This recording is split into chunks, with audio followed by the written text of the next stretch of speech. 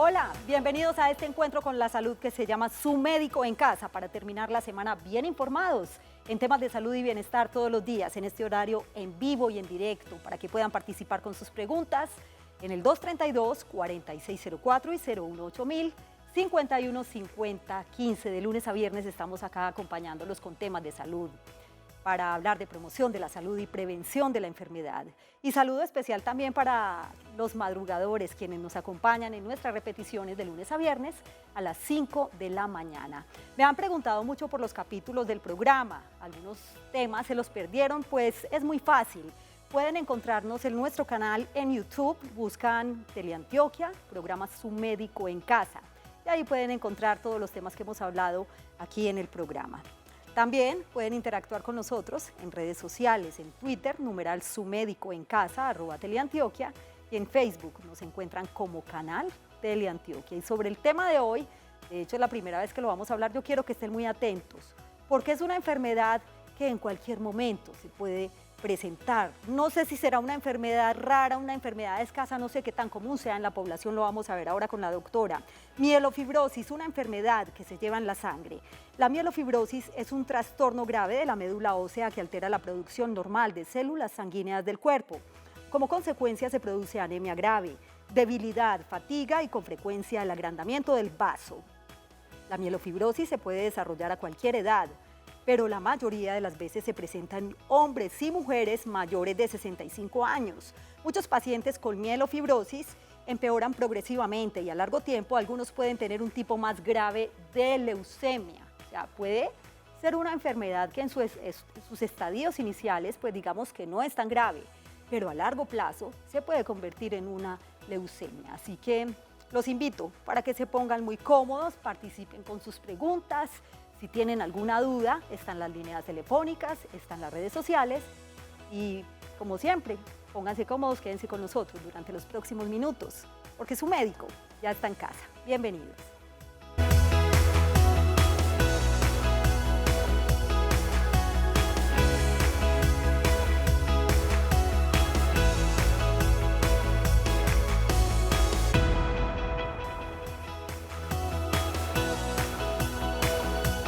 Y a ustedes también quiero recordarles nuestros mensajes. Nos pueden escribir a nuestro correo electrónico sumedicoencasa@teleantioquia.com.co. ¿Qué tema quieren que tratemos aquí en el programa?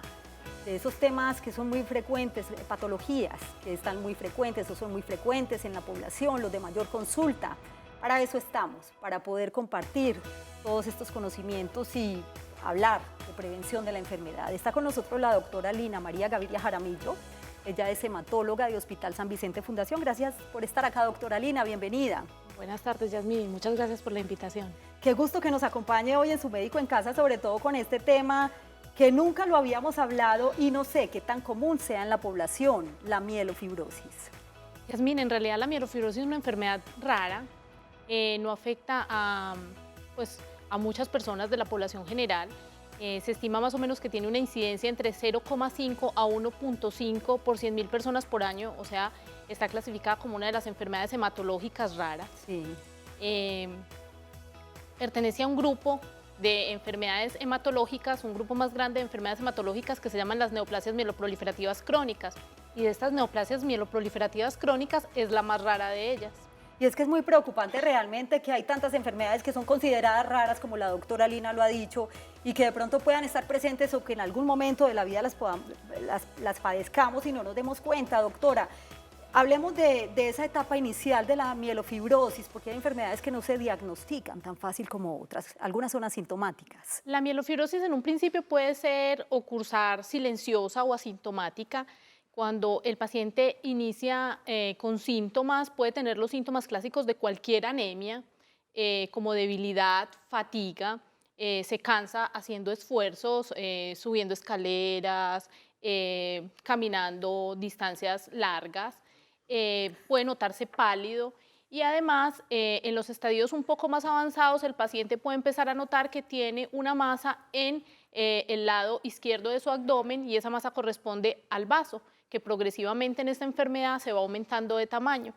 Además, como el vaso aumenta de tamaño y está en el lado izquierdo del abdomen, el vaso puede llegar a comprimir el estómago, entonces el paciente puede notar que cuando se alimenta se llena muy fácil y tiene lo que en medicina llamamos saciedad temprana, entonces empieza cada vez a comer menos y a perder peso a consecuencia de ello. Muy bien. Además de eso puede tener fiebre, sudoración de día o de noche y algunas veces también dolores articulares o dolores musculares y compromiso del estado general. Pues estos síntomas que nos menciona doctora Lina podrían confundirse perfectamente con otro tipo de enfermedad. Por eso hay como un diagnóstico preciso, un examen preciso que diga que un paciente tiene mielofibrosis. Inicialmente, el diagnóstico se puede sospechar con los síntomas, pero más que todo se puede sospechar con los hallazgos que hay en el hemograma, en el análisis inicial de la sangre, donde se mira pues el recuento de células sanguíneas, donde se mira qué número hay de glóbulos blancos, de glóbulos rojos y de plaquetas. Ahí se pueden notar alteraciones iniciales, como ya dijimos, la presencia de anemia. Se Sí. puede encontrar los glóbulos blancos tanto aumentados como disminuidos y las plaquetas también pueden estar aumentadas o disminuidas dependiendo de en qué fase esté cursando la mielofibrosis, si está muy temprana o si ya ha ido avanzando en el tiempo. Para quienes acaban de llegar a sus pantallas, hoy en Su Médico en Casa estamos hablando de una de esas enfermedades consideradas raras, la mielofibrosis, que no es muy común en la población, pero que en cualquier momento puede afectar a cualquier persona, así se hable de adultos mayores de 65 años. Nuestras líneas telefónicas están activas para que ustedes participen en el 232-4604. Recuerden que esta línea es local para Medellín y el área metropolitana, y también tenemos una línea de larga distancia, 018 51 50 15. Ya avanzamos un poco, doctora Lina, en el tema de los síntomas. Hablemos ahora de qué tan benigna o qué tan maligna puede ser esta enfermedad, porque de todas maneras es una enfermedad de la sangre y dentro de todo lo que leía, pues en algún momento se alcanza a confundir como una especie de cáncer de la sangre. No se considera en las etapas iniciales un cáncer, sin embargo, al ser una neoplasia hematológica, sí hay una proliferación clonal de células, o sea que hay un crecimiento desordenado de las células madre de la médula ósea. Eh, por lo tanto, ese crecimiento desordenado en algún momento puede llegar a salirse de control y por eso en estadios avanzados de la enfermedad y en la medida en que va pasando tiempo de evolución de la enfermedad, hay algunos pacientes que pueden desarrollar leucemias agudas, especialmente leucemia mieloide aguda. Vámonos al tema del origen, qué la produce, cuáles son las causas, porque hay enfermedades que es evidente que hay un componente genético muy, pero muy fuerte. En el caso de la mielofibrosis, ¿podría considerarse este componente genético? La genética no es un componente importante en la mielofibrosis si lo consideramos desde el punto de vista de que sea una enfermedad heredada. Pero en las enfermedades hematológicas la genética sí es importante desde el punto de vista de que hay alteraciones genéticas que se producen en las células y esas alteraciones genéticas que generalmente son del tipo mutacional, o sea, mutaciones que suceden en el ADN, o sea, en el material genético, esas mutaciones llevan a cambios y esos cambios son los que producen que las células se aceleren y empiecen a crecer desordenadamente. Hay mutaciones que se asocian con el desarrollo de mielofibrosis y con el desarrollo de todo este grupo de enfermedades que dijimos, el grupo al que pertenece la enfermedad, que son las neoplasias mieloproliferativas crónicas. Hablemos un poquito en un lenguaje que nos pueda Exactamente. entender Esas mejor. mutaciones Sí. sí tienen nombres muy técnicos, pero son varias. Podemos mencionar los nombres sin que los televidentes pues, se enreden, pero son Sí. la mutación del JAK2, la mutación de la calreticulina y la mutación del MPL. Son nombres muy complejos, son Sí. de alteraciones genéticas particulares que se pueden producir, pero como enfermedad hereditaria no lo es. Y todo para llegar al tema de la sangre, o sea, es una enfermedad definitivamente que se lleva en la sangre, como lo he llamado hoy en el tema principal del día. Vamos a saludar a Ana, que se encuentra en la ciudad de Bucaramanga, para que no nos espere mucho. Bienvenida, Ana, qué gusto saludarla en Su Médico en Casa. Muy buenas tardes. Adelante. Para saludarlos y agradecer por tan buen programa. Gracias, Ana. ¿De ustedes? Pues me preocupa esta enfermedad, pero tengo una inquietud. Yo no tengo el vaso, entonces ahí en ese caso, ¿qué pasa? ¿No tiene el vaso? El vaso, a mí me ¿cierto? operaron, me caí de un caballo, se reventó y tuvieron que extirparlo. Bueno. Y hace 29 años que no lo tengo. Gracias, Ana, por participar hoy en Su Médico en Casa y esté muy atenta a la respuesta de la doctora Lina. Lo que normalmente sucede o la explicación por la que se crece el vaso y también se crece el hígado, con más frecuencia el vaso que el hígado, pero ambos pueden crecerse en estas enfermedades, es porque normalmente la médula ósea, que es la que tenemos dentro de los huesos y que es la encargada de producir la sangre, nuestra fábrica de la sangre, en la mielofibrosis, como está alterada y no puede realizar ese papel, entonces el papel de producción de la sangre lo empiezan a asumir tanto hígado como vaso. Entonces, el hígado y el vaso se empiezan a crecer para tratar de producir en forma compensatoria aquella sangre que la médula ósea no está logrando producir. En los pacientes que por alguna razón han sido sometidos a una esplenectomía, que es la cirugía por la cual retiran el vaso, como le pasó a la paciente, que fue una esplenectomía después de una ruptura seguro traumática del vaso al caerse del caballo. Entonces, en ese caso puede tener, en caso de que llegara a tener una mielofibrosis, habría mayor crecimiento, pero del hígado. Muy bien, ahí está la respuesta entonces para Ana en la ciudad de Bucaramanga. Estamos hablando hoy en Su Médico en Casa de la mielofibrosis, una enfermedad que se lleva en la sangre. Después de la pausa, pues hablaremos, entraremos un poquito más en detalle en el tema del diagnóstico, cómo se clasifica, por ejemplo, esta enfermedad y cuál es el tratamiento y si tiene cura. No sé si se pueda prevenir también. Volvemos en un minuto con ustedes.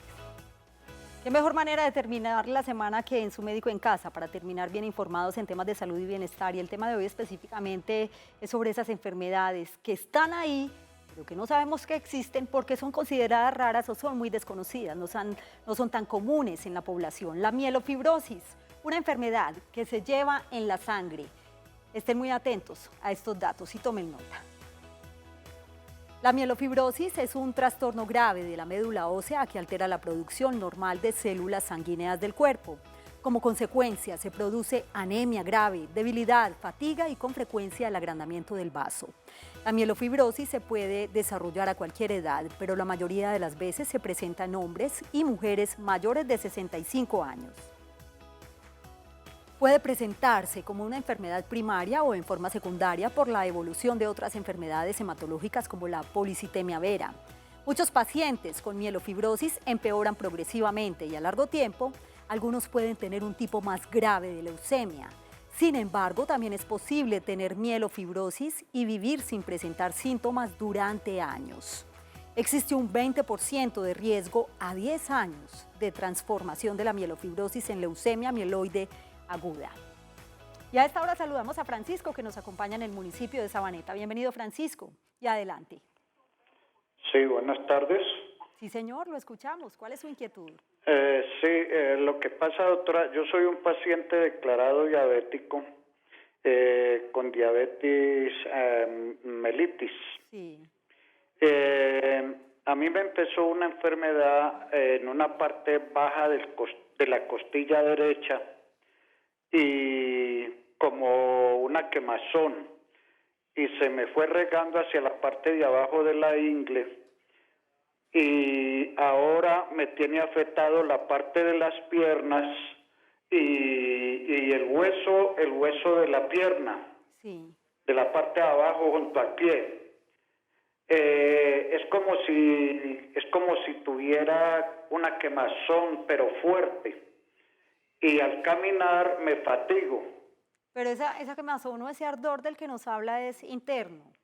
Sí. No tiene ninguna manifestación externa. Nada externo, no hay nada de manchas rojas, Sí. ni nada de ese tipo de cosas. ¿Y su pregunta cuál es, don Francisco? Mi pregunta es si esa enfermedad que yo en realidad no, o es decir, ya me han visto todos los médicos Sí, sí. y me han mandado todos los exámenes y hasta ahora no descubren nada. ¿Qué es? ¿De qué se trata esta enfermedad? Gracias por acompañarnos. Vamos a ver entonces si la doctora está en capacidad de dar respuesta a su pregunta. porque pues la doctora es hematóloga y estamos hablando precisamente de otra enfermedad que es considerada rara que se llama mielofibrosis, pero bueno, él nos decía que aún no hay un diagnóstico claro acerca de su enfermedad. Gracias por acompañarnos, señor Francisco. Pues con los datos que el paciente da es muy difícil pues aproximarse a un diagnóstico y darle un diagnóstico al señor Francisco, pero lo que él refiere pareciese ser de origen nervioso, como si tuviera compromiso de los nervios periféricos y no sé si podría corresponder a una neuropatía diabética, sabiendo que el paciente es diabético y lo expresó pues claramente. Entonces, pienso que debería ser quien le maneje la diabetes, o sea, su diabetólogo o su internista, quien haga pues como una aproximación al diagnóstico. Así es. Bueno, está la señora Luz en la ciudad de Bogotá, la escuchamos. Bienvenida y muy breve porque nos quedan pocos minutos. Sí, señora, muchas gracias. A usted por participar. Adelante, doña Luz. Gracias. Quiero preguntarle a la doctora que yo tengo leucopenia. ¿Es curable o qué consecuencias trae? Gracias por acompañarnos, Luz. Muchas gracias. A usted. La leucopenia es una condición muy frecuente en la población, tiene muchas causas. Para que los televidentes entiendan, leucopenia es recuento de glóbulos blancos bajos, un motivo muy frecuente de consulta para nosotros los hematólogos, que van los pacientes a la consulta y dicen que tienen las defensas bajas. En realidad hay que hacer una aproximación diagnóstica mediante una consulta, porque habría que ver en qué rango están bajas las defensas y de los subtipos de defensas de los glóbulos blancos, si tiene bajos los neutrófilos, los linfocitos, los monocitos, o cuál de los subtipos de glóbulos blancos tiene bajos. Ella preguntaba si es curable.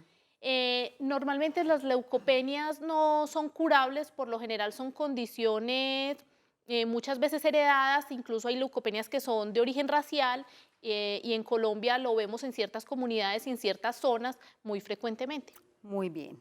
Para terminar, doctora Lina, el tratamiento de la mielofibrosis, ya sabemos que es una enfermedad que no se puede prevenir y que tampoco tiene cura. La mielofibrosis es una enfermedad crónica, es controlable con ciertos medicamentos. Hay medicamentos para mejorar los síntomas generales y hay medicamentos para tratar de mejorar la condición de la médula ósea. Son medicamentos específicos contra una de las mutaciones que mencionamos genéticas ahora, se llaman los inhibidores de JAK2, hay específicamente uno en el mercado en Colombia. Se utiliza ese medicamento, se utilizan medicamentos u hormonas como la eritropoyetina para estimular la producción de glóbulos rojos en el caso de la anemia. Y en el caso del vaso, cuando está muy grande y muy sintomático, a veces se puede dar radioterapia al vaso para que disminuya su tamaño o se puede incluso sacar. ¿Y se puede tener calidad de vida con esta enfermedad? O sea, por lo menos si no tiene cura, que haya calidad de vida. Se puede lograr buena calidad de vida en este momento. Muy bien, doctora Lina, gracias por acompañarnos hoy en Su Médico en Casa. A ustedes también, gracias por su compañía. Que tengan una feliz noche y un feliz día para quienes madrugan con nosotros en las mañanas. Chao.